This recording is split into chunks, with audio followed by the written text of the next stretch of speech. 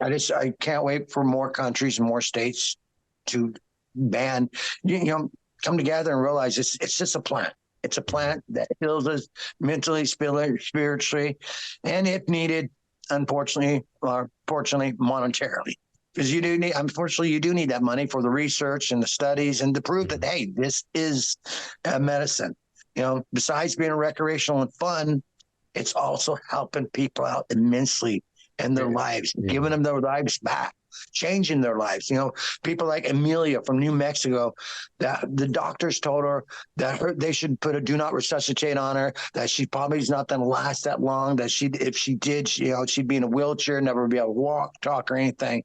Her mother put her foot down and said, no, I want to try CBD, THC. And first started out with Charlotte's Web. It started working a little bit, but then she went to Haley Slope, Jason Cranford's. And now this girl is walking, talking, going to school, all the things they said she would never do. Mm-hmm. She's doing this because of cannabis. So because there's still a lot of people out there like saying, "Oh yeah, you're just blowing smoke up our ass and stuff." No, just shut up now. You guys got the right to smoke, okay? Quit trying to say it's a medicine. You got the right. No, it is a medicine. Plain and simple. Yeah.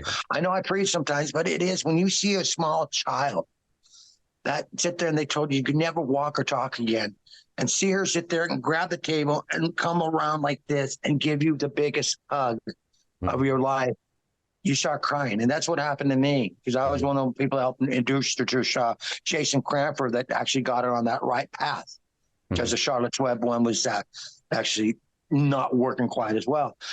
And it was that right there, that happening, that moment of her doing that and recognizing me and doing that, it was just like, oh my God. It was beautiful. Yeah, man. No, don't doubt it. Don't doubt it. I've been fortunate, and I guess in some other ways unfortunate, to help quite a few, most often cancer patients, and it's elating when you get a victory, and it's soul destroying when you face defeat.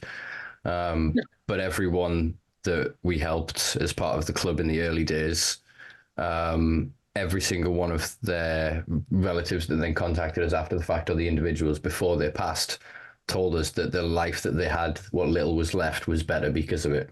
Yeah. It's like I said, I think the issue that we've got at the minute in society is, I think we're grappling with it in a weird way. It very much feels like we are sailors on the high seas and we're all getting scurvy, and this is all cancer, autoimmune, all these other things. And everyone's like, what the hell's going on? And we suddenly discover, vitamin C in oranges.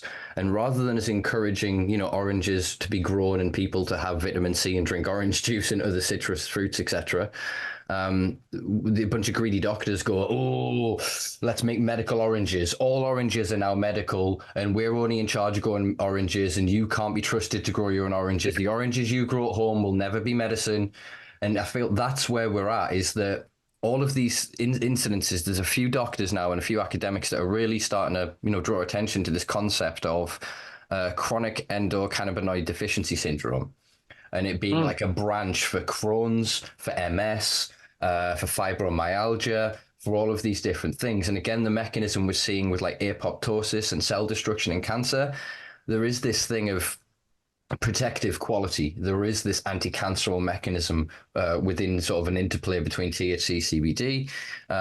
Like the studies are now starting to obviously look at other cannabinoids and other branch structures that come from cannabis. And so there is a massive amount of promise and interest, as you say, but that is being kind of done within the capture of this pharmaceutical industrial complex. Yeah, they're doing it where they're thinking about this, and they're not thinking about this. Exactly. So it's gone from being so it's gone from being they were like, no, we can't help you, to, oh, it's not profitable for us to help you. And then instead of us going, well, okay, I can grow all this weed at home for next to nothing and make my own feco. And they're like, if you do that, we'll put you in prison. Like it's that juggling. Yeah, and it feels like that kind of intention is flooding into sort of rec areas and this whole legalization movement, that they paint it as, Bob Marley and Pete Tosh and, legalize it, and it's not liberty and liberation for the individual consumers historically or current. It's about, no, we want to create a new legal market for new consumers who will only ever consume our products. Yeah. And it's this betrayal of the legacy. And this is where I think events like yourself and individuals like yourself, that for all you're forced into different areas around the world and whatever, you're showcasing a lineage, a direct line of history from the implementation of prohibition in like the Mauritius in like the 1830s, all the way to our future of liberty and liberation from prohibition. And they stand as little bastions in an ocean where everyone can congregate, like you say, and be like, oh, this is freedom, lads. This is it. And then we go back into that wider world, and that like ego, that power of the establishment is just trying to ink in and take us. And it feels like a lot of people have relaxed and like the war's over. And in some ways we've won some good battles, agreed. But if we lay down our weapons now, we'll wake up tomorrow and we'll be fucking surrounded. Yeah.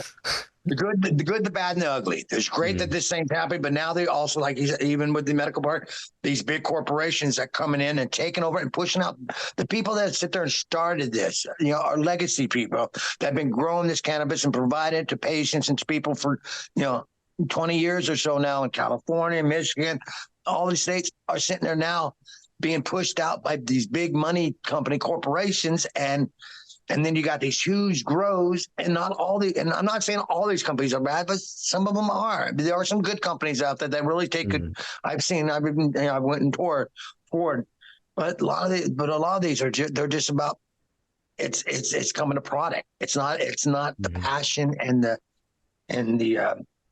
what you heard I want to say.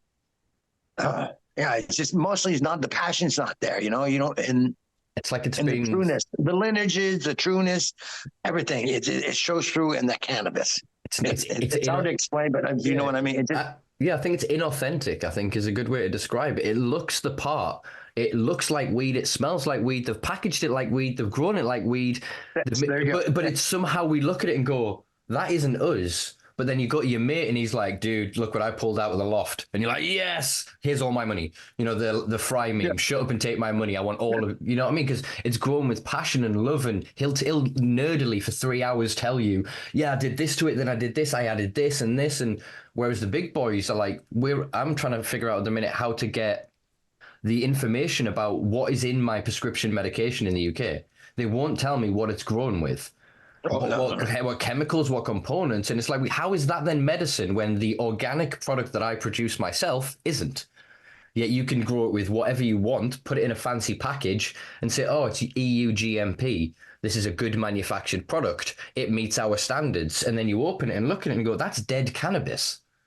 Yeah, whose standards? Whose standards are you going by? Who's setting these standards as well? Oh, the people 100%. That are paying you, the people that are paying the money, they're the ones that set to say, and it's sad. I mean, that's the thing about the good, the bad, and the ugly. And we've come so far now that we can freely smoke it and everything without getting arrested. But then now, and we have to grow it ourselves because a lot of these places, the quality's going down, unless you know how to grow it yourself or know the grower you're getting it from. I personally think, there, as I said, there are some places out there and some places are doing it well, but they're going to be pushed out eventually because as I said, it's all turned into a product, mass quantity. There's no love. There's no really, really putting the passion into it. And,